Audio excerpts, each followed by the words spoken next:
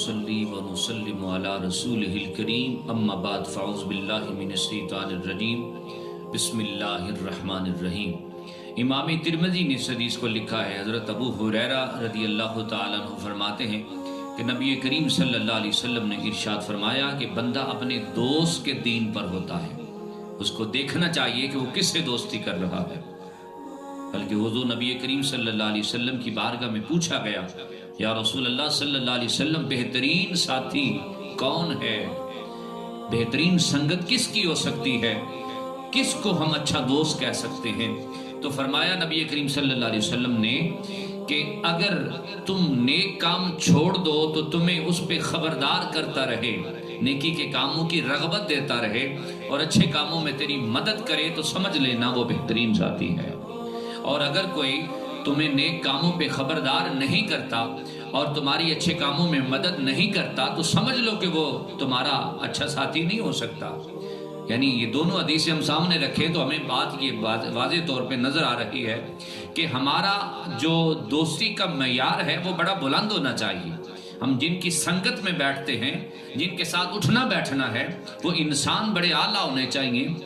ان کی دوستی تبھی اختیار کریں جب ہمارا ذہن مطمئن ہو کہ یار اس سے ہمیں اچھا ہی میسج ملے گا۔ حضرت مولا علی فرماتے ہیں کہ برے بندے کے ساتھ دوستی نہ رکھنا، وہ اپنی برائی اور بے حیائی کو اچھا سمجھتا ہے اور وہ چاہتا ہے کہ تم بھی اس جیسے ہو جاؤ۔ بلکہ حضرت لقمان حکیم نے اپنے بیٹے کو نصیحت کرتے ہوئے فرمایا، بیٹا علماء کی صحبت اختیار کرتے رہنا، ان کے سامنے اپنے دو زانو ہو کے یعنی گھٹنے ٹیک کے بیٹھنا اور ان کی صحبت اس لیے اختیار کرنا کہ اللہ جس طرح بنجر زمین کو بارش سے زندہ کرتا ہے، اسی طرح ان کے نور حکمت کی وجہ سے اللہ تمہارے دلوں کو زندہ کر دے گا۔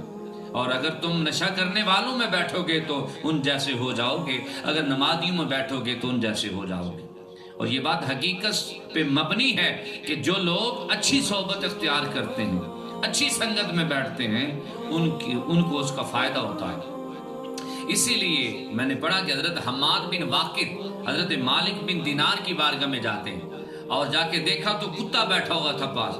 آپ نے فرمایا اے مالک بن دینار، یہ کتا آپ کے پاس بیٹھا ہوا ہے، اسے اٹھا دوں، اسے یہاں سے بھگا دوں؟ تو آپ نے فرمایا نہ اسے بھگانے کی ضرورت نہیں ہے۔ پھر آپ نے وہ بات کی، آپ نے فرمایا برے ہم نشین اور برے ساتھی کے پاس بیٹھنے سے بہتر ہے کہ بندہ کسی کتے کے پاس بیٹھ جائے۔ یعنی کتے سے بھی بدتر ہے کسی برے ہم نشین، برے دوست کے پاس بیٹھنا۔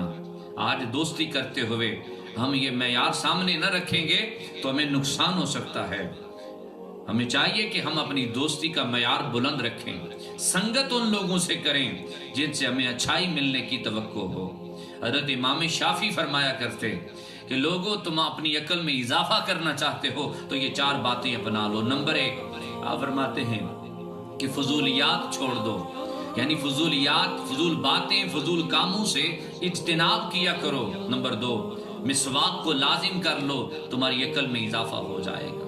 نمبر 3 علماء کی سنگت میں بیٹھا کرو۔ نمبر 4 نیک لوگوں کی صحبت اختیار کر لو، ان کے پاس آنا جانا رکھو۔ جب علماء کے پاس بیٹھا کرو گے، نیک لوگوں کے پاس بیٹھا کرو گے، تمہاری محفل اچھی ہو جائے گی تو سمجھ لینا کہ اس کے اثرات بھی بڑے اچھے مرتب ہوں گے۔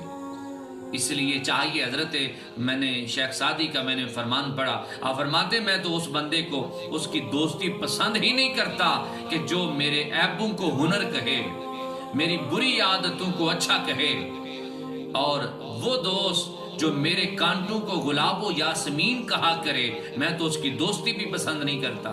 آج ہم کس طرح کی زندگی گزارنے، آج کیسے لوگوں میں ہم بیٹھا کرتے ہیں، آج ہماری سنگت کن لوگوں کے ساتھ ہے، آج ہمارا جو ہے نا اٹھنا بیٹھنا ان لوگوں کے ساتھ ہے جو دین سے دور ہیں، جن کو گناہوں میں ملوث ہیں، جن کی زندگی اپنی اچھی نہیں ہے، تو ان کے پاس بیٹھنے سے ہماری زندگی بھی اچھی نہیں ہو سکتی۔ حدیث پاک کی روح سے یہ سمجھ لیجئے کہ اپنی سنگت کو بہتر کرنا چاہیے تاکہ ہم اچھے انسان بن سکیں، کیونکہ اچھے لوگوں کے پاس بیٹھیں گے تو اچھی سنگت ملے گی، جب اچھی سنگت ملے گی تو ذہن بھی اچھا ملے گا۔ اللہ تعالی ہمیں توفیق عطا کرے کہ ہم اچھے انسان بنیں اور اچھی سنگت اور اچھی صحبت میں رہا کریں اور اچھے دوست اپنے بنائیں تاکہ ہم اچھے انسان بن سکیں۔ وما علینا الا